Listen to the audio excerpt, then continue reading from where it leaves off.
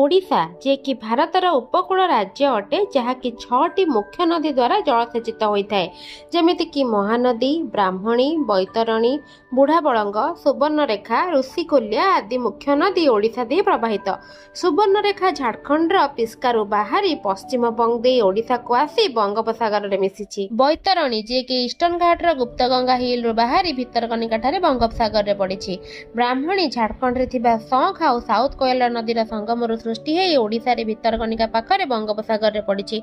महानदी ओडिशार बृहत्तम नदी जे कि छत्तीसगढ़ साहावारु बाहरी ओडिशा रे पारादीप पाखरे बंगोपसागर रे पड़िछि। ऋषिकुल्या नदी जी कि ईस्टर्न घाटर दारिंगबाड़ी हिल रु बाहरी गंजाम दे यह बंगोपसागर रे पड़िछि।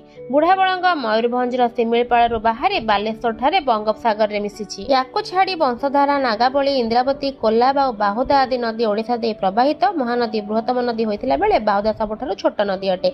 आपनक अंचल दे केउ नदी प्रवाहित मते कमेंट रे जणाନ୍ତୁ।